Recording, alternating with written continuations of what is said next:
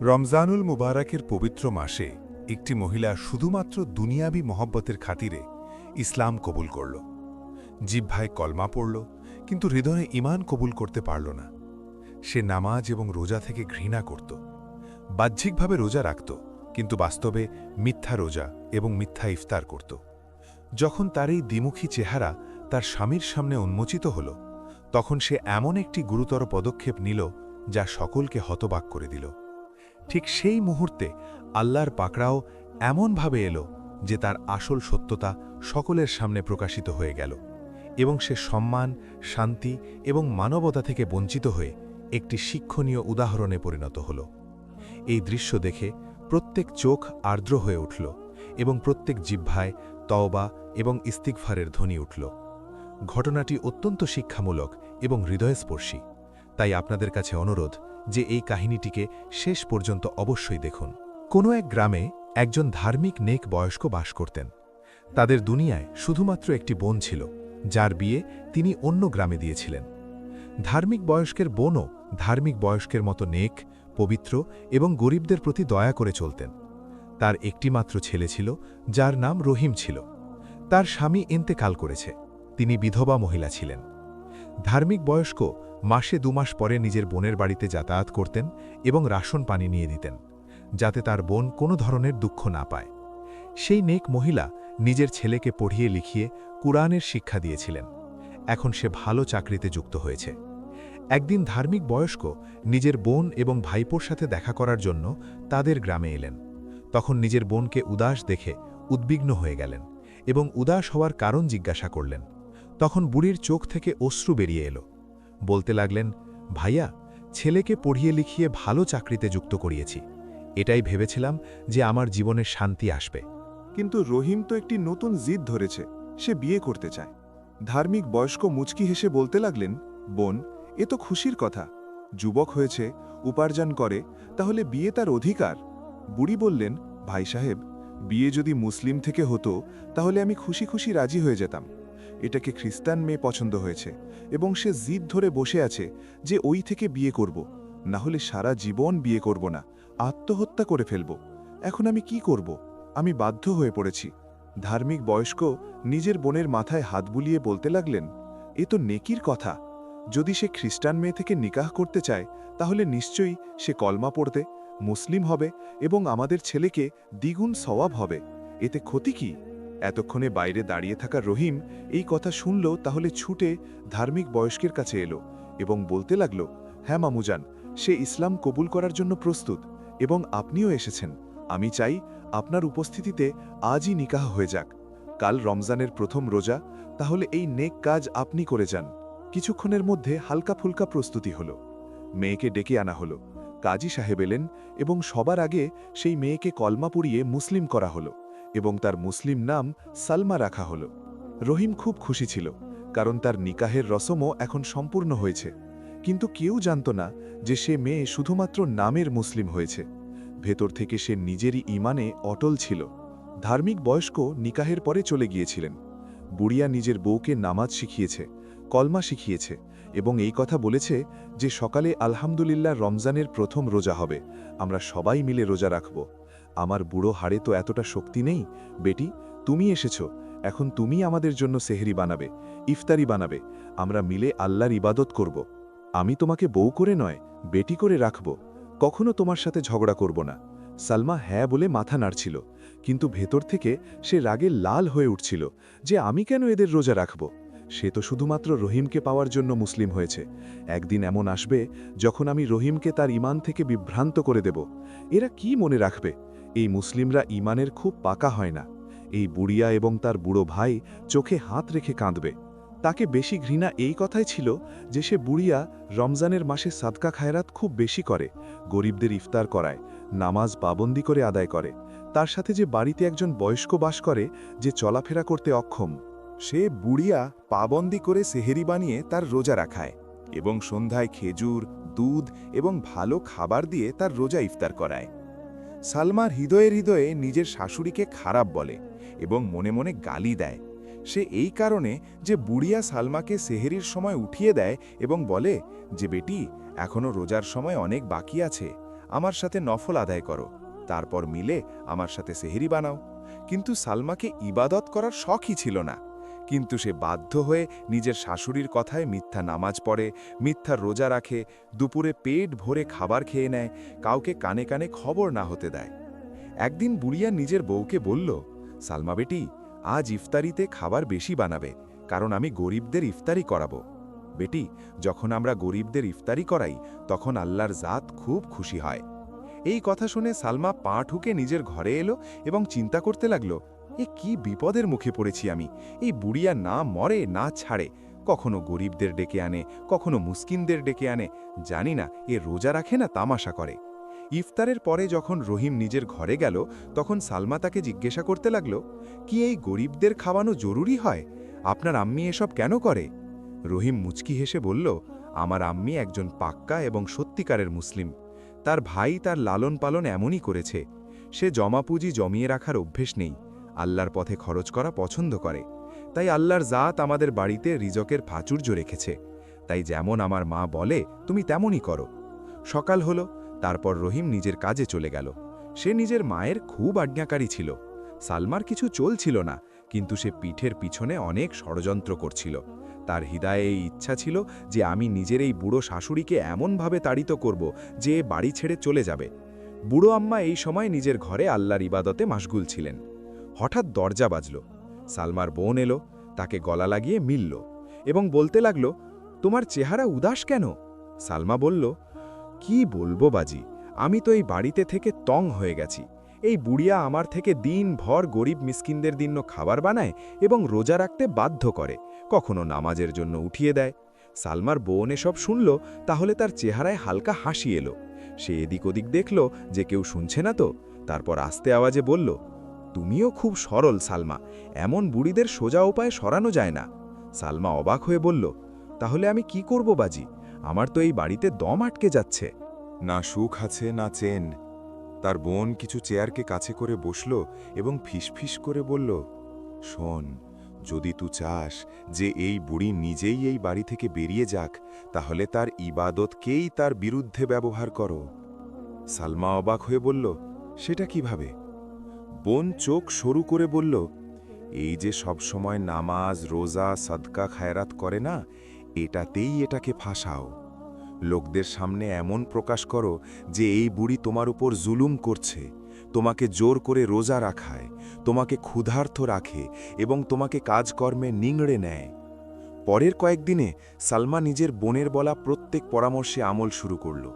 সে ইচ্ছাকৃতভাবে সেহরিতে কখনো খাবার কম বানায়, কখনো লবণ বেশি দিয়ে দেয়, এবং যখন বুড়ো আম্মা টোকে তাহলে তৎক্ষণাৎ চোখে অশ্রু ভরে নেয়। কখনো সে পাড়া প্রতিবেশীদের সামনে আস্তে আওয়াজে বলে, আমি তো এখনো নতুন নতুন মুসলিম হয়েছি, আমার থেকে এতটা ইবাদত হয় না, কিন্তু আম্মিজি জোর করে রোজা রাখায়, যদি আমার কিছু দুর্বলতা হয় তাহলে না শোনে। লোকেরা সহানুভূতি দিয়ে মাথা নাড়ে এবং এই কথাগুলো আস্তে আস্তে পুরো গ্রামে ছড়িয়ে পড়তে লাগল। একদিন বুড়ো আম্মা সালমাকে দুপুরে খাবার খেতে দেখে ফেললেন। আম্মার পায়ের নিচ থেকে মাটি সরে গেল। যে আমার বউ মিথ্যা রোজা রাখে, তাকে আল্লাহর ক্রোধের ভয় লাগে না? কিন্তু তবুও তিনি নিজের রাগকে নিয়ন্ত্রণে রেখে নরমভাবে বললেন, বেটি, যদি রোজা রাখতে না পারো তাহলে বলে দাও, আল্লাহ নিয়ত দেখে।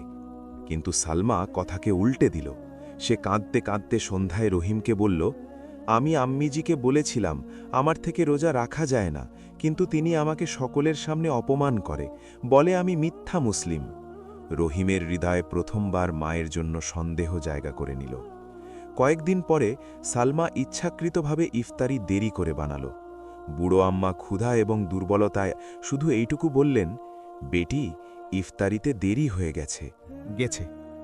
আমার তো খবর আছে, কিন্তু আমাদের প্রতিবেশীতে যে বয়স্ক আছেন তিনি বেচারা কি ভাববেন? তাদের ইফতারি সময় মতো পাওয়া উচিত ছিল। রাতে যখন রহিম তারাবি পড়ে বাড়ি ফিরল, তাহলে সালমা কাঁদতে কাঁদতে এই বাক্যটাকে বাড়িয়ে চড়িয়ে রহিমকে শোনাল, আপনার আম্মিজি বলেছে যে আমি ইচ্ছেকৃতভাবে রোজা খারাপ করতে চাই, আমাকে খারাপ বলেছে। রহিম বিড়ম্বনায় পড়ে গেল। একদিকে মায়ের বয়স, ইবাদত এবং ত্যাগ ছিল, অন্যদিকে স্ত্রীর অশ্রু এবং দুর্বলতা। প্রতিদিনের অভিযোগ, কান্না এবং অভিযোগে রহিমের হৃদয়কে কঠিন করতে শুরু করল। এখন সে মায়ের সাথে কথা কম এবং স্ত্রীর কথা বেশি শুনতে লাগল। একদিন কথা খুব বেড়ে গেল। আম্মা নামাজ থেকে ফারিগ হয়ে যখন সালমার ঘরে গেলেন, তাহলে সালমা দুপুরের সময় নিজের বোনের সাথে মিলে শরাবের বোতল পান করছিল এবং সাথে সমোসা খাচ্ছিল। আজ আম্মাকে রাগ এলো। তিনি বললেন, বেটি, একজন মুসলিমকে এই জিনিসগুলো শোভা দেয় না। তোমার বোন তো মুসলিম নয়, কিন্তু তুমি তো লজ্জা করো, কেউ দেখলে কি বলবে? এতটা কথা শোনা মাত্র সালমার বোন নিজের বাড়ি ফিরে গেল এবং সালমা নিজেকে ঘরে বন্ধ করে নিল। যখন রহিম বাড়ি এলো, তাহলে সে মিথ্যা অশ্রু নিয়ে কাঁদতে কাঁদতে বলতে লাগল, যদি এই জুলম এভাবে চলতে থাকে তাহলে আমি এই বাড়িতে থাকতে পারবো না। আজ জানো বাড়িতে কি হয়েছে? কিছু বাসন ধোয়ার পড়েছিল। আমি আম্মাকে বলেছিলাম বাইরে রোদ খুব আছে এবং আমি রোজায় আছি, কিছু রোদ কম হলে বাসন ধুয়ে দেব। কিন্তু আম্মা রাগে আমার মুখ ধরে জোর করে মুখে পানি ঢালার চেষ্টা করেছে যে তুই রোজা রোজা করে থাকিস, না রাখা যায় না রাখিস না, কাজ খুব জরুরি, কাজ কর। রহিম এতটা কথা শুনতে পেয়ে রাগ এবং অসহায়ত্বের অবস্থায় মায়ের ঘরে গেল। সে আম্মা, যিনি তসবি হাতে নিয়ে বসেছিলেন, অবাক হয়ে ছেলেকে দেখতে লাগলেন। রহিম ভারী হৃদয়ে বলল, আম্মা, আপনি আমার স্ত্রীর ওপর খুব কঠোরতা করেন। সে দুর্বল, নতুন নতুন মুসলিম হয়েছে, আপনি তার ওপর ইবাদতের ভার চাপিয়ে দেন। আজ তো আপনি সীমা ছাড়িয়ে গেছেন, আমার স্ত্রীর জোর করে রোজা ভাঙাতে চেয়েছেন। মা, তুমি কি করছো? আজকার গরিবদের তো তুমি এতটা খেয়াল রাখো। তাদের ইফতারি বানিয়ে দাও, কিন্তু নিজের বউয়ের ওপর এতটা জুলুম কেন করছো? বুড়ো আম্মার চোখে অশ্রু এলো। কাঁপা আওয়াজে বললেন, বেটা, আমি তো এটাকে বেটি মনে করেছি, আমি মুসলিম, আমি এমন কিভাবে করতে পারি? কিন্তু রাহিম সে কথা শোনার সাহস করল না। রাগে বলল, আম্মা, ভালো এটাই হবে যে কয়েকদিন আপনি মামুজানের কাছে গিয়ে থাকুন, এখানে প্রতিদিনের ঝগড়া ঠিক নয়। এই শব্দগুলো বুড়ো আম্মার হৃদয়ে তীর হয়ে প্রবেশ করল। যিনি সারা জীবন ছেলের জন্য জিয়েছেন, আজ সেই ছেলের মুখ থেকে নিজের বাড়ি ছাড়ার আদেশ শুনছেন। তিনি চুপচাপ তাসবিহ গুটিয়ে নিলেন, চোখ থেকে বহমান অশ্রু মুছে নিলেন এবং হৃদয়ে বললেন, ইয়া আল্লাহ, যদি এ আমার পরীক্ষা হয় তাহলে আমাকে ধৈর্য দাও। এবং এদিকে সালমা ঘরে বসে চুপচাপ হাসির সাথে নিজের ষড়যন্ত্রকে সফল হতে দেখছিল। বুড়ো আম্মার রাহিমকে বললেন, বেটা, যদি তোমার এই ইচ্ছা হয় তাহলে আমি চলছি। তিনি লাঠি টেকে বাড়ি থেকে বাইরে বেরিয়ে এলেন। তিনি গ্রামের কাঁচা গলিতে কাঁদতে কাঁদতে চলতে থাকলেন, কিন্তু তিনি নিজের বয়স্ক ভাইয়ের কাছে যেতে চাননি। তাদের হৃদয়ে বারবার এই চিন্তা আসছিল যে যদি আমি নিজের ভাইয়ের কাছে গেলাম তাহলে তিনি আমার ছেলে সম্পর্কে কি ভাববেন। তিনি নিজের মাকে রমজানের মাসে বাড়ি থেকে বের করে দিয়েছে। এদিকে রাহিমের হৃদয়ে এটাই ছিল যে আম্মিজান মামুর কাছে যাবেন না এবং তাদের কোনো ঠিকানা যেখানে যাবেন। কয়েকদিন পরে আমি তাদের নিয়ে আসব। এদিকে যখন বয়স্ক মহিলা চলতে চলতে জঙ্গলের দিকে এলেন, মাগরিবের সময় হতে চলেছে। ইফতারিতে কিছু সময় বাকি ছিল যে এতক্ষণে তাদের সামনে একজন সাদা কাপড় পরা যুবক হাজির হলো এবং বলতে লাগল, মাঝি, এই সময় আপনি কোথায় যাচ্ছেন? মনে হয় একা। বুড়িয়া বললেন, বেটা, আমি নিজের গন্তব্যের খোঁজে আছি, শীঘ্রই পৌঁছে যাব। সে ছেলে বলল, মাঝি, আপনি রোজার অবস্থায় আছেন, ইফতারের সময় হয়ে যাচ্ছে, এখানে কাছে আমার বাড়ি আছে, আপনি আসুন, আমার সাথে চলুন, আমি আপনার ইফতারি করাই। তিনি বুড়ো আম্মাকে ভালোবাসায় বাহু ধরে নিজের কুটিরে নিয়ে গেল। তার কুটির খুব ছোট ছিল, কিন্তু তাতে খুব শান্তি ছিল। সেই যুবক চারপায়ে বিছানা বিছিয়ে দিল এবং বুড়ো আম্মাকে ভালোবাসায় চারপায়ে বসালেন। সামনে ছোট টেবিল রাখল এবং ইফতারির সব সামগ্রী রাখল, দুধ, খেজুর এবং খাবার। বুড়ো আম্মা যখন ইফতারি করে নিলেন, তাহলে বলতে লাগলেন, বেটা, আমাকে জায়নামাজ দাও, আমি নামাজ আদায় করি। সে যুবক বলল, কেন না আম্মা? সেই যুবকও মাগরিবের নামাজ আম্মার সাথে আদায় করল। এরপর বুড়ো আম্মা যুবককে জিজ্ঞাসা করলেন, বেটা, কি তুমি এই কুটিরে একা থাকো? বাকি বাড়ির লোকেরা কোথায়? এটা শুনে সেই যুবকের চোখ থেকে অশ্রু বইতে লাগল এবং সে বলল, আম্মা, আমি ইয়াতিম, আমার এই দুনিয়ায় কেউ নেই, কিন্তু আজ থেকে আপনি আমার মাজি এবং আমাকে ছেড়ে আর কোথাও যাবেন না, এখানেই থাকবেন। এতটা বলে সেই যুবক কুটির থেকে বাইরে বেরিয়ে গেল।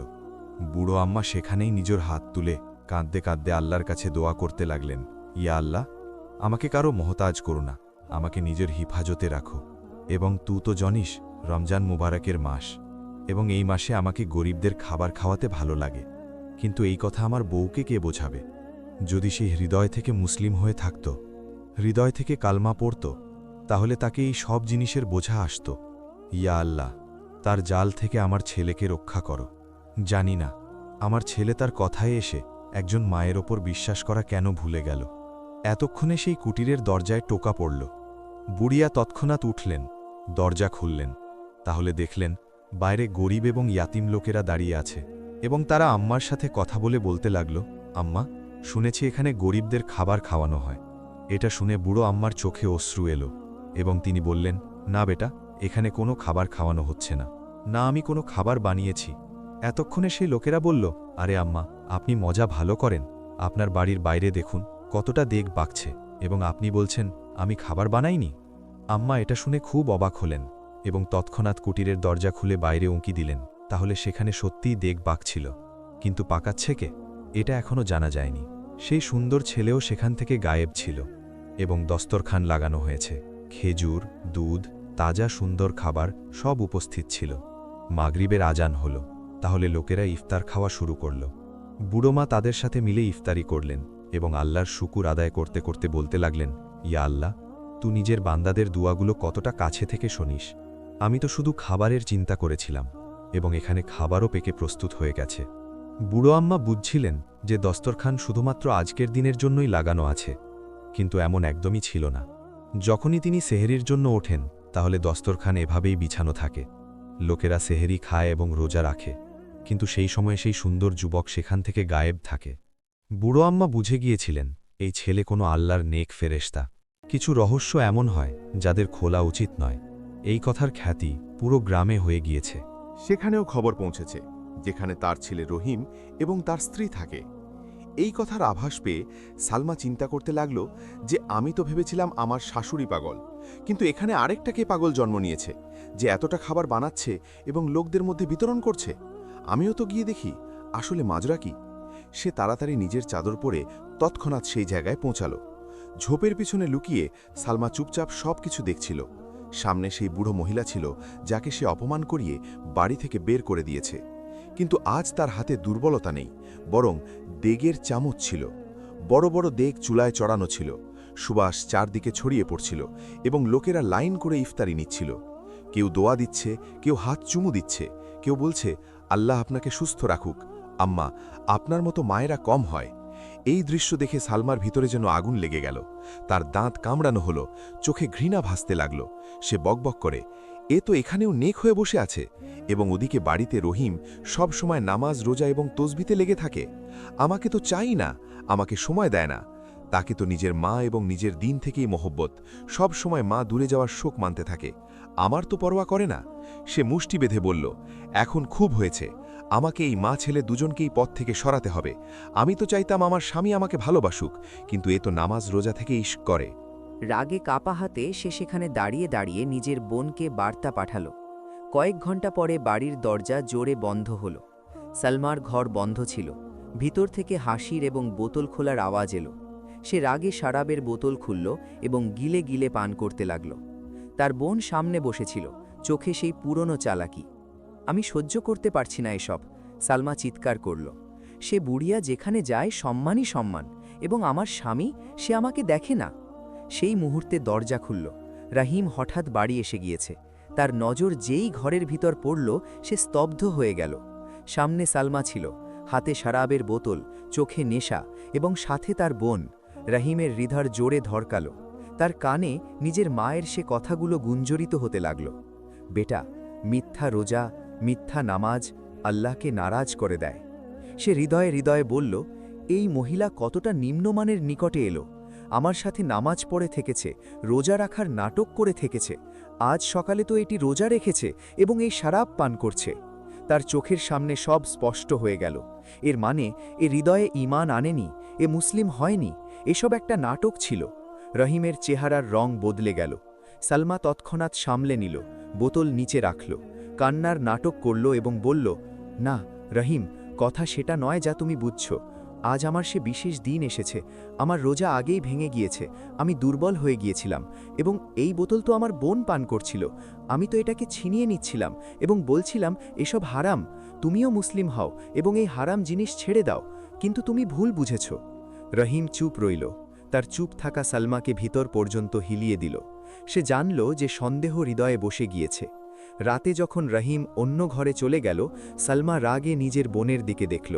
দামা আওয়াজে বলল, এখন সময় নেই, যদি এ জীবিত থাকে তাহলে সব বুঝে যাবে এবং আমাকে তালাক দিয়ে দেবে এবং আমাকে তার সম্পত্তি থেকে একটা পয়সাও মিলবে না। বোন ঠান্ডা লহজায় বলল, তাহলে সেটাই করতে হবে, যাতে সর্বদা পথ পরিষ্কার হয়ে যায়। সালমা আস্তে মাথা নাড়ল। সে ইফতারির সামগ্রী প্রস্তুত করল, দুধ, শরবত, খাবার সব কিছু ভালোবাসায় সাজালো, কিন্তু তার হাত কাঁপছে না।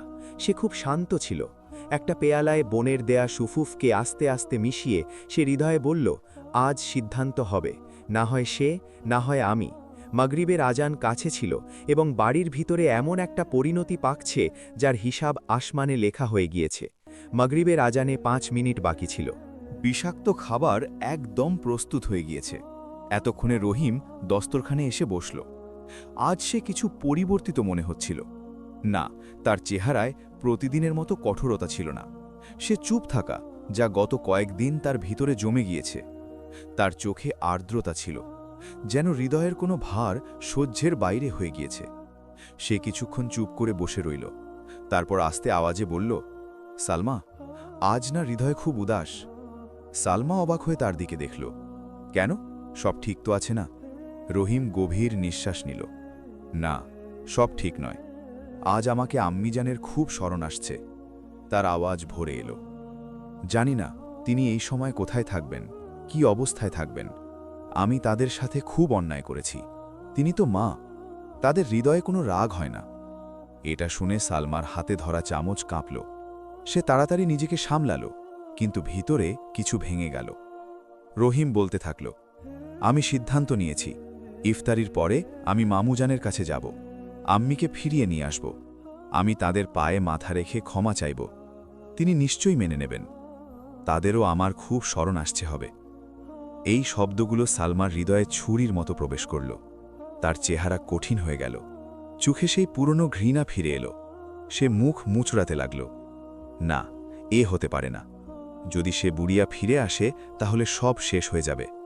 আমার সত্যতা, আমার ষড়যন্ত্র সব সামনে এসে যাবে। সে চোখ বিষাক্ত খাবারে স্থির করল। তার ঠোঁট হালকা হিলল। আজ তুমি জীবিত বাঁচবে।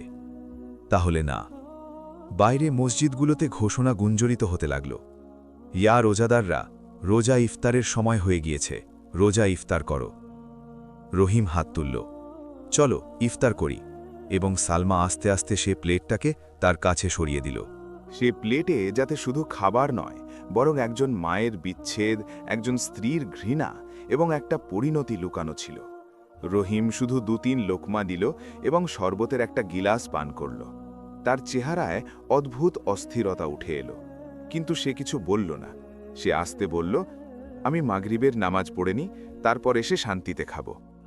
এটা শুনে সালমার ঠোঁটে এক মুহূর্তের জন্য অদ্ভুত হাসি এলো। সে তৎক্ষণাৎ লুকিয়ে নিল।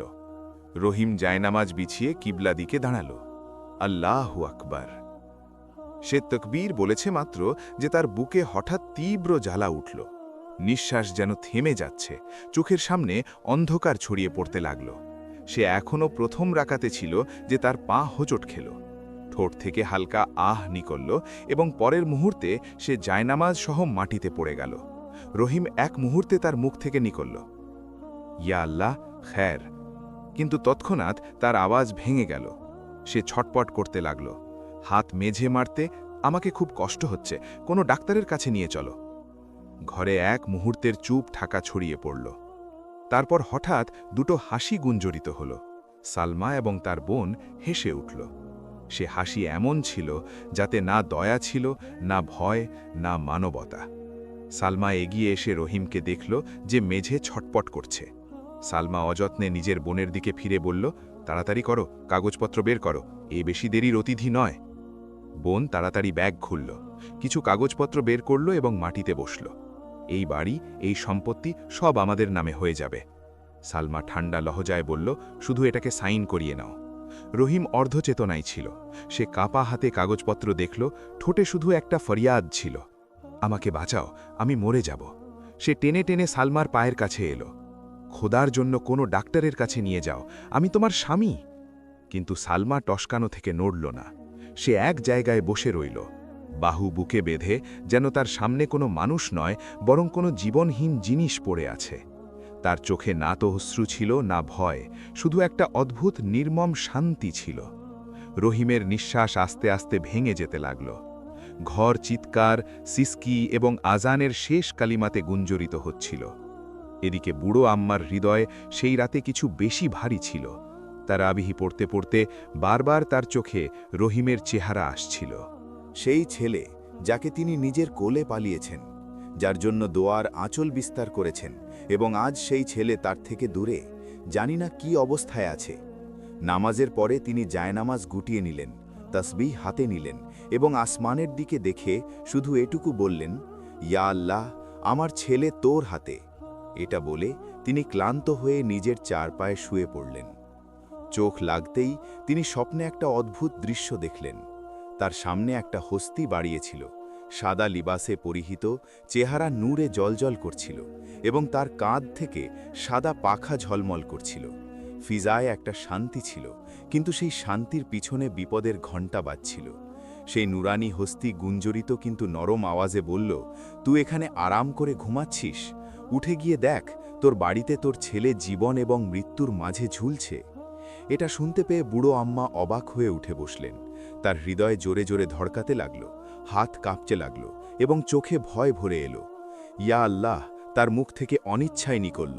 তিনি তৎক্ষণাৎ চারপায়ে থেকে নামলেন, লাঠি ধরলেন এবং দরজার দিকে এগোলেন। পা দুর্বল ছিল, কিন্তু মায়ের হৃদয়ে এমন শক্তি এসেছে যা কোনো যুবকেও নেই। বাইরে যেতে যেতে তিনি দুই হাত আসমানের দিকে তুললেন। ইয়া আল্লাহ, আমার ছেলের রক্ষা করো। যদি কেউ তার উপর জুলম করছে, তাহলে তুই নিজে তার অভিভাবক হয়ে যা। আমি তাকে তোর হাতে দিয়েছি। তার চোখ থেকে অশ্রু বইতে থাকল, কিন্তু পা থামল না। তিনি অন্ধকারে লাঠি টেকে কাঁপা শরীর নিয়ে নিজের ছেলের দিকে চলতে লাগলেন এবং সেই কুটিরে যেখানে তিনি আশ্রয় নিয়েছিলেন, সে সুন্দর যুবক গভীর ঘুমে ছিল। চেহারায় অদ্ভুত শান্তি, যেন সবকিছু জেনেও চুপ করে আছে। না সে অবাক হল, না উঠল, যেন সেই রাতের সিদ্ধান্ত এখন আসমানে হয়ে গিয়েছে। বুড়ো আম্মা অন্ধকারে দূরে হতে থাকলেন। এদিকে রহিমকে ছটফট করে ছেড়ে সালমা নিজের বোনকে সাথে নিয়ে চুপচাপ বাড়ি থেকে পালিয়ে গিয়েছে। না পিছনে ফিরে দেখেছে, না কারো ফরিয়াদ শুনেছে। দরজা বন্ধ হলো, তাহলে শুধু নীরবতা রইল এবং মেঝে একটা ছেলে যে জীবন এবং মৃত্যুর যুদ্ধ হারছে। কিছুক্ষণ পরে লাঠি টেকে বুড়ো আম্মা দরজায় পৌঁছালেন। তিনি দরজা খুললেন, তাহলে ভিতরের দৃশ্য দেখে তার চিৎকার নিকলল। রহিম মাটিতে পড়েছিল, চেহারা ফ্যাকাশে, ঠোঁট নীল, নিঃশ্বাস ভাঙা, চোখ অর্ধেক খোলা ছিল, যেন কাউকে খুঁজছে। রহিম আম্মা ছুটে তার কাছে পড়লেন। আমার বাচ্চা, আমার প্রাণ, এ কি হয়েছে? তিনি তার মাথা নিজের কোলে রেখে কাঁদতে লাগলেন, বুক পিটতে লাগলেন। ইয়া আল্লাহ, এ কি দুঃখ দেখালে তু? আমি তো অভিশাপও দেইনি। রহিম খুব কষ্টে চোখ খুলল, ঠোঁট হিলল, আওয়াজ খুব কষ্টে নিকলল। আম্মি, আমাকে ক্ষমা করো, আমি আপনার উপর সন্দেহ করেছি। এটা বলতে বলতে তার নিঃশ্বাস আটকে গেল। আম্মা চিৎকার করে উঠলেন, না বেটা, এমন বলো না, আমি এখানে আছি, তোমাকে কিছু হবে না। সেই মুহূর্তে দরজায় আরেকটা পায়ের আওয়াজ এলো। সে ধার্মিক, বয়স্ক ছিলেন, বুড়ো মহিলার ভাই। তিনি পথে এটাই চিন্তা করতে করতে আসছিলেন। আজ হৃদয় চাইল যে বোনের সাথে দেখা করে আসি। রহিমের বিয়ের পরে তিনি তো আমাকে স্মরণ করেননি। যেই তিনি ভিতরে পা রাখলেন এবং রহিমের অবস্থা দেখলেন, তাদের পা সেখানেই আটকে গেল, চেহারার রং উড়ে গেল। এ কি হয়েছে? তিনি অনিচ্ছায় বলে উঠলেন। বুড়ো আম্মা ধাইকে দেখে আরও ভেঙে পড়লেন। ভাইয়া, আমার ছেলে মরছে, আমার সামনে মরছে। ধার্মিক বয়স্ক তৎক্ষণাৎ এগিয়ে এলেন, নারী দেখলেন, বুকে হাত রাখলেন, কিন্তু অবস্থা সংকটাপন্ন ছিল। তিনি বললেন, তাড়াতাড়ি করো, কোনো হাকিমের কাছে নিয়ে চলো। রহিমকে তুলে হাকিমের কাছে নেয়া হলো। পথভর আম্মা তার হাত ধরে দোয়া করতে থাকলেন, ইয়া আল্লাহ, আমার প্রাণ নিয়ে নাও, কিন্তু আমার ছেলেকে বাঁচাও। এই পবিত্র মাসের সাদকায় আমার ছেলের প্রাণ বক্স। হাকিম দেখতে পেয়ে মাথা নাড়লেন, চোখে দুঃখ ছিল, আওয়াজে অসহায়ত্ব। এ বিষের প্রভাব। তিনি আস্তে বললেন, এখনের মেয়াদ শেষ হয়ে গিয়েছে, যে সময় বাকি আছে সেটাও চণ্ড নিঃশ্বাসের। এটা শুনে বুড়ো আম্মা মাটিতে বসে পড়লেন। তিনি মুখ থেকে শুধু একটা আওয়াজ নিকলল, ইয়া আল্লাহ। ধার্মিক বয়স্ক চোখ বন্ধ করলেন তিনি জেনে গিয়েছিলেন এখন এই মামলা মানুষের হাত থেকে বেরিয়ে গিয়েছে, এখন সিদ্ধান্ত শুধু উপরওয়ালা করবেন। ধার্মিক বয়স্ক হাত তুললেন, ইয়ারাব, যদি এই মায়ের ধৈর্যের কোনো মূল্য থাকে তাহলে তাকে ব্যর্থ করো না। হঠাৎ ঘরের ফিজা বদলে যেতে লাগল, হাওয়ায় একটা অদ্ভুত ঠান্ডা নেমে এলো, চিরাগের শিখা কাঁপতে লাগল। সেই মুহূর্তে দরজার কাছে একটা নূর ছড়িয়ে পড়ল এবং তারপর সেই হস্তি প্রকাশিত হল। সাদা লিবাস, চেহারা নূরে উজ্জ্বল এবং কাঁধ থেকে ঝলকানো সাদা পাখা, সেই যে কুটিরে সেই মাকে আশ্রয় দিয়েছে। সে এগিয়ে এলো এবং অত্যন্ত নরম কিন্তু গুঞ্জরিত আওয়াজে বলল, মাজি, আপনার অশ্রুগুলো আমাকে ঘুমোতে দেয়নি। বুড়ো আম্মা অবাক হয়ে মাথা তুললেন, কাপা আওয়াজে বললেন, কে কে তুমি? সে মুচকি হাসল, চিন্তা কেন করছো? যে রব তোমার দোয়াগুলোকে মাটি থেকে আসমান পর্যন্ত পৌঁছেছে সে তোমাকে খালি হাতে ফিরিয়ে দেয় না। আমি সেই তোর ছেলে যে তোকে কুটিরে আশ্রয় দিয়েছে। তার নজর রহিমের ওপর পড়ল, যে জীবনহীন মতো পড়েছিল। সে কাছে এলো, নিজের হাত তুলল এবং তার হাত থেকে একটা নরম আলো নিকলল। সে আস্তে কিছু পড়ল, শব্দগুলো বোঝা যাচ্ছিল না। যেই আলো রহিমের বুকে নামল, হঠাৎ রহিম গভীর নিঃশ্বাস নিল, যেন বছর পরে হাওয়া পেয়েছে। আম্মি, একটা মম্ম আওয়াজ গুঞ্জরিত হল। বুড়ো আম্মার চিৎকার নিকলল। রহিম তিনি হড়বড় করে উঠে বসল, চেহারায় ঘাম ছিল কিন্তু চোখে জীবন ফিরে এসেছে। আম্মা তাকে বুকে জড়িয়ে নিলেন, জোরে জোরে কাঁদতে কাঁদতে বললেন, আমার বাচ্চা, তুই বেঁচে গেলি, আল্লাহ তোকে আমাকে ফিরিয়ে দিয়েছে। রহিম মায়ের কাঁধে লেগে শিশকাতে লাগল, আম্মি, আমাকে ক্ষমা করো, আমি আপনাকে বাড়ি থেকে বের করে দিয়েছি। ধার্মিক বয়স্ক অবাক হয়ে এই দৃশ্য দেখছিলেন, তাদের চোখ থেকে অশ্রু বইতে লাগল। তিনি মাথা ঝুঁকিয়ে বললেন, এ মজিজা নয়, এ অত্যাচারিত মায়ের দোয়া। যখন সবাই পিছনে ফিরে দেখল, তাহলে সে সাদা লিবাস পরা ফেরেস্তা সেখানে উপস্থিত ছিল না। শুধু ঘরে একটা অদ্ভুত নূর রয়ে গেল এবং একজন মা যার কোল আবার জনবহুল হয়ে গিয়েছে। রহিমের প্রাণ বাঁচার পরে বাড়িতে যেন কিয়ামত টলে গেল, কিন্তু শান্তি এখনও আসেনি। রহিম বিছানায় বসে মায়ের হাত ধরে বারবার একই কথা বলছিল, আম্মি, সে কোথায়? সে আমাকে খুব বড় ধোঁকা দিয়েছে। সে হৃদয়ে কলমা পড়েনি, হৃদয়ে ইসলাম কবুল করেনি। মা, সে আমার প্রাণ নেয়ার চেষ্টা করেছে, আমি তার জন্য নিজের মাকে প্রত্যাখ্যান করেছি। মা, আমার ভালোবাসায় কি অভাব ছিল, তাকে আমি কেন ভালো লাগলো না? বুড়ো আম্মা চোখ বন্ধ করলেন, বেটা, আল্লাহ তোকে জীবন দিয়েছে, এখন হিসাবও সে নেবে। ধার্মিক বয়স্ক গ্রামবাসীদের জড়ো করলেন। যখন এই কথা ছড়িয়ে পড়ল যে রাহিমকে বিষ দেয়া হয়েছে এবং সালমা পালিয়ে গিয়েছে, তাহলে পুরো এলাকায় হইচই পড়ে গেল। সেই লোকেরা যারা কাল পর্যন্ত সালমাকে অত্যাচারিত মনে করত, আজ তার নামে ঘৃণা করতে লাগল। আজ লজ্জায় চোখ নামিয়ে ঘুরছে। একজন বুড়ো পাপা আওয়াজে বলল, আমরা সবাই ধোকায় পড়ে গিয়েছি, সে অত্যাচারিত ছিল না, সে তো জালিম। নিকটে এলো কেউ বলল, যে মহিলা নিজের স্বামীকে মারার চেষ্টা করেছে সে কারো নয়। গ্রামের কয়েকজন পুরুষ জড়ো হলো, সিদ্ধান্ত হলো যে তাকে খুঁজে বের করা হবে, যেখানেই থাকুক তার মুখোমুখি হওয়া হবে। তারা সবাই সালমার মা বাবার বাড়ির দিকে চলল। দরজায় জোরে টোকা দিল, দরজা খোলো, একটা আওয়াজ গুঞ্জরিত হলো। কিছুক্ষণ পরে দরজা চিরচির করে খুলল। সামনে সালমার মা দাঁড়িয়েছিল, চোখ ফোলা, চুল এলোমেলো, চেহারায় ভয় এবং অনুতাপ। সালমাকে বাইরে ডাকো, লোকেরা কঠিন লহজায় বলল। এটা শুনে সে মহিলা মাটিতে বসে পড়ল এবং ফুটফুট করে কাঁদতে লাগলো। না না, আমার মেয়েকে ডেকো না। লোকেরা অবাক হলো। সে মহিলা কাঁদতে কাঁদতে বলল, আমার মেয়ে খুব বড় গুনাহ করেছে, সে জুলুম করেছে এবং এখন সে আল্লাহর আযাবের শিকার হয়েছে। এটা শুনে সবাই একে অন্যের মুখ দেখতে লাগলো। কি মানে? মায়ে কাঁপা আঙুল দিয়ে ভিতরের দিকে ইশারা করল। রাতভর আমাদের বাড়ি থেকে চিৎকারের আওয়াজ আসছিল, এমন চিৎকার যেন কোনো মানুষ নয়, যেন কোনো ভয়ঙ্কর জানোয়ার কষ্টে ছটফট করছে। লোকদের রোম খাড়া হয়ে গেল। সে এবং তার বোন ঘরে বন্ধ ছিল। সে বলতে থাকলো, কখনো হাসতে থাকলো, কখনো দেয়ালে মাথা মারতে থাকলো, কখনো বলতে থাকলো, সে বুড়িয়া এসেছে, সে আমাদের নিয়ে যাবে। তার আওয়াজ ভেঙে গেল। আমরা দরজা খোলার জন্য গেলাম, তাহলে সে আমাদের চিনতেই পারছে না। চোখে পশুত্ব ছিল, জিহ্বায় খারাপ কথা, যেন বুদ্ধি হারিয়েছে। গ্রামের একজন ব্যক্তি কাঁপতে কাঁপতে বলল, এ আল্লাহর পাকড়াও। হঠাৎ ভিতর থেকে একটা হৃদয় বিদারক চিৎকার শোনা গেল, এমন চিৎকার যা সকলকে পিছনে সরিয়ে দিল। বাঁচাও, আমাদের বাঁচাও! কিন্তু আওয়াজে মানুষের মতো ফরিয়াদ ছিল না, বরং পশুত্ব এবং পাগলামি ছিল। সালমার মা মুখ ঢেকে নিল। আমি নিজের মেয়েকে খুব বোঝাতাম, কিন্তু এখন দেরি হয়ে গিয়েছে। আল্লাহ তাকে নিজে নিজের পরিণতিতে পৌঁছিয়ে দিয়েছে। লোকেরা চুপ করে দাঁড়িয়েছিল, কারো মধ্যে এগোনোর সাহস ছিল না। একজন বয়স্ক আস্তে বলল, এই মাকাফাত আমল, যে মায়ের অশ্রু নিয়ে খেলে তার নিজের বাড়িতেই আযাব নেমে আসে। সেই মুহূর্তে ঘরের ভিতর থেকে আবার সেই ভয়ঙ্কর চিৎকার উঠল এবং সবাই জানল যে এ শুধু শুরু, আসল পরিণতি এখনও বাকি। গ্রামবাসীরা এখনও দরজার বাইরেই দাঁড়িয়েছিল যে ভিতর থেকে একটা অদ্ভুত আওয়াজ এলো। না, সে পূর্ণ চিৎকার ছিল না, মানসিক কান্না। এমন আওয়াজ যেন কোনো জিনিস গলায় আটকে আছে এবং বলার চেষ্টা করছে। দরজা খুলো না, সালমার মা কাঁপা আওয়াজে বলল। সে এখন সে নয় যা আগে ছিল। হঠাৎ ঘরের ভিতর থেকে সালমার আওয়াজ এলো, কিন্তু আওয়াজ তার নিজের মনে হচ্ছিল না। সে বলতে চাইছিল, আমি কিছু করিনি, কিন্তু তার মুখ থেকে কুকুরের ভুকানোর আওয়াজ আসছিল। কিছু লোককে মনে হলো যেন তার জিহ্বা সাপের মতো লপকাচ্ছে।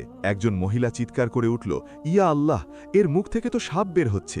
কেউ বলল, আমি সাপ দেখেছি, তার মুখের ভিতরে চলাচল হচ্ছে।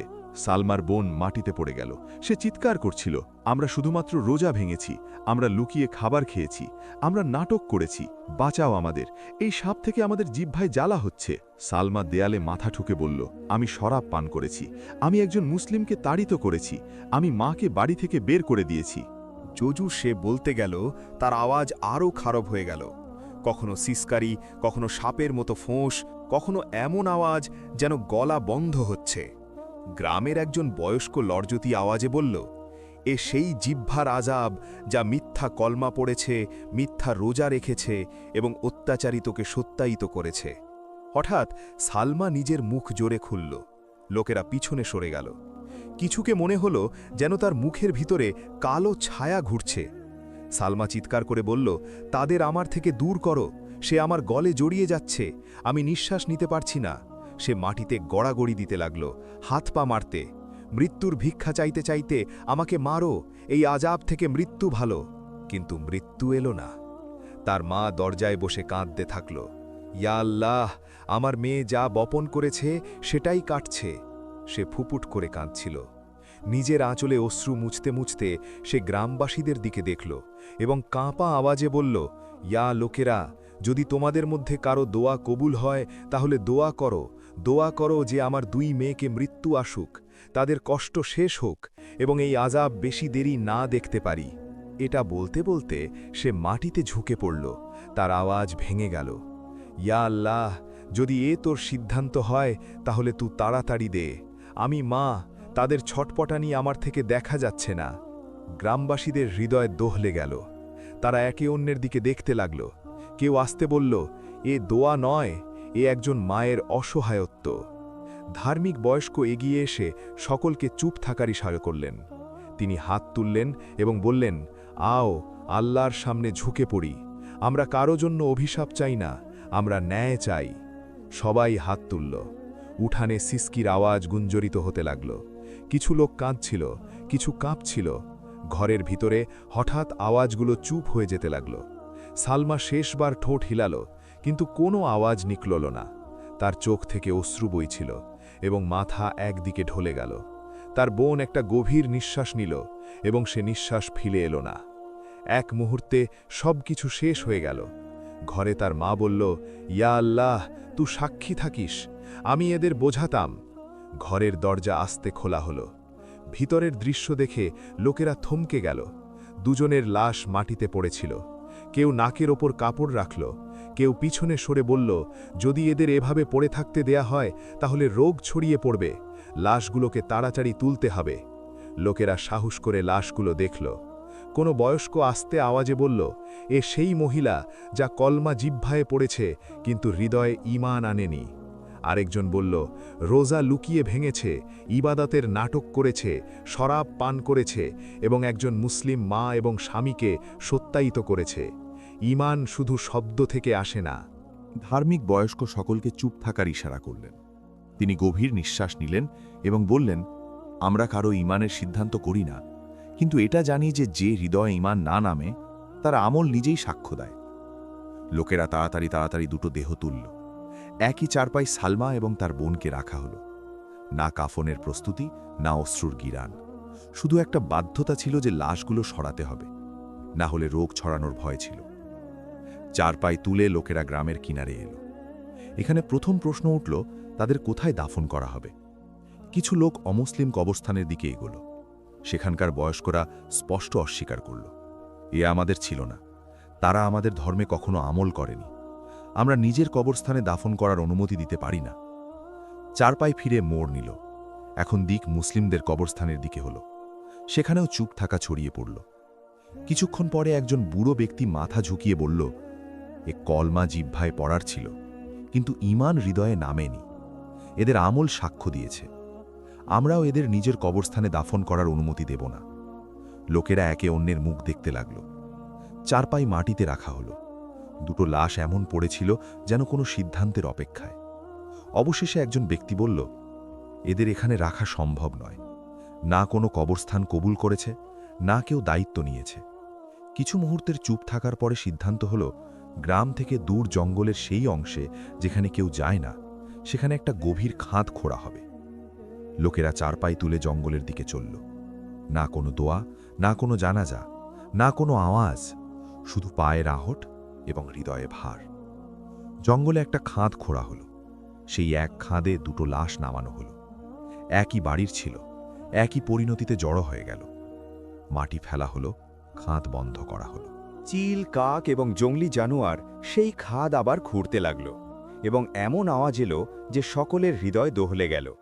কেউ পিছনে ফিরে দেখল না, সবাই চুপচাপ ফিরে এলো, এবং পিছনে রইল জঙ্গল এবং জংলি জানোয়ার, এবং এমন একটা পরিণতি যা আগামীদের জন্যে শিক্ষা হয়ে গিয়েছে। লাশগুলো দাফন করে ফিরে এসে পুরো গ্রাম মসজিদের উঠানে জড়ো হল। সন্ধ্যার হাওয়ায় অদ্ভুত গাম্ভীর্য ছিল, যেন প্রত্যেক হৃদয়ে নিজের আমলের ওজন অনুভব করছে। সেই মুহূর্তে ধার্মিক বয়স্ক আস্তে আস্তে এগিয়ে এলেন। তাদের সাদা দাড়ি হালকা হাওয়ায় নড়ছে, এবং চোখে সেই গভীরতা ছিল যা শুধুমাত্র সেই লোকেরা রাখে যারা দুনিয়াকে আল্লাহর নজরে দেখে। তিনি সকলের দিকে দেখলেন এবং বললেন, ইয়া লোকেরা, আজ যা তোমরা দেখেছ সেটা কোনো মানুষের শক্তি নয়, বরং রাব্বে কায়নাতের সিদ্ধান্ত ছিল। এই পরিণতি সেই ব্যক্তির যে জিহ্বায় ঈমান এনেছে কিন্তু হৃদয়ে অস্বীকার করতে থেকেছে, যে রোজা রেখে লুকিয়ে ভাঙতে থেকেছে, যে ইবাদতকে ঢাল করে জুলুম করতে থেকেছে, এবং যে মা মতো মহান সম্পর্ককে পায়ের নিচে পিষে দিয়েছে।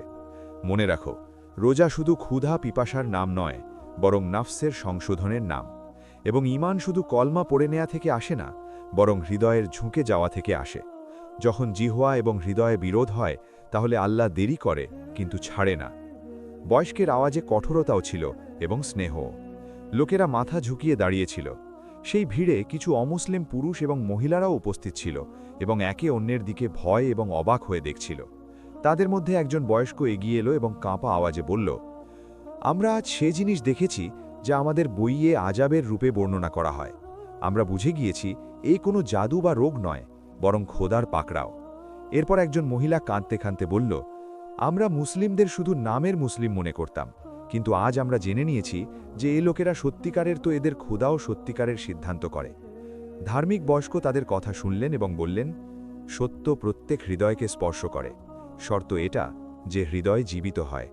সেই মুহূর্তে সেই অমুসলিম লোকেদের মধ্যে হলচল পড়ে গেল। কিছু একে অন্যের সাথে পরামর্শ করল, কিছু অশ্রু মুছে নিল, এবং তারপর একজন যুবক এগিয়ে এলো। সে উচ্চ আওয়াজে বলল, আমরা সাক্ষ্য দিই আল্লাহ এক এবং মোহাম্মদ সাল্লাল্লাহু আলাইহি ওয়া আলিহি ওয়াসাল্লাম তার সত্যিকারের রাসূল। উঠানে চুপ থাকা ছড়িয়ে পড়ল। তারপর একের পর এক অনেক অমুসলিম সেই শব্দগুলো পুনরাবৃত্তি করল, কলমা পড়ল এবং নিজের পুরনো গুনাহে সত্যিকারের তওবা করল। ধার্মিক বয়স্ক হাত তুলে দোয়া করলেন যে, ইয়া আল্লাহ, এদের তওবা কবুল করো এবং এদের হৃদয়কে হিদায়াতে অটল রাখো। এই দৃশ্য দেখে গ্রামের মুসলিমদের চোখ থেকে অশ্রু বইতে লাগল। সবাই অনুভব করল যে আল্লাহ যাকে চায় হিদায়াত দিয়ে দেয়। সেই সময় মাগরিবের আজান উচ্চ হল। আল্লাহু আকবরের সাদা যেন সব হৃদয়ে সিল লাগিয়ে দিল। সবাই মিলে ইফতারি করল। আজ ইফতারিতে না হাসি ছিল, না কথাবার্তা। প্রত্যেক লোকমা শুকর এবং ভয়ের সাথে মুখে যাচ্ছিল। ইফতারির পরে সারি বেঁধে মুসলিম এবং নতুন মুসলিম সব একসাথে দাঁড়াল। মাগরিবের নামাজ আদায় করা হলো। সিজদায় আজ দেখাবো না ছিল, বরং হৃদয় ভেঙে গিয়েছে, এবং এই ভাঙা হৃদয় আল্লাহর সবচেয়ে কাছে হয়। নামাজের পরে উঠানে একটা অদ্ভুত শান্তি নেমে এলো, এমন শান্তি যা ঝড়ের পরে আসে। রহিম নিজের মায়ের কাছে বসেছিল। তার মাথা ঝুঁকানো ছিল এবং চোখ নম ছিল। বুড়ো আম্মা তার মাথায় হাত রাখলেন এবং ধীরে বললেন, বেটা, আল্লাহ তোকে জীবন দিয়ে আবার পরীক্ষা করেছে। এখন এই জীবনকে শুকার, ধৈর্য এবং তাকওয়ার সাথে কাটানো। রহিম কাঁদতে কাঁদতে মায়ের হাত চুমু দিল এবং বলল, আম্মি, আমি দুনিয়ায় সবচেয়ে বড় নিয়ামত হারিয়েছিলাম, কিন্তু আল্লাহ আমাকে আবার দিয়েছে। আমি প্রতিজ্ঞা করি যে এখন কোনো অবস্থায় আপনার হৃদয়ে আঘাত করব না। সেই মুহূর্তে গ্রামের কয়েকজন সম্মানিত লোক এগিয়ে আসলো।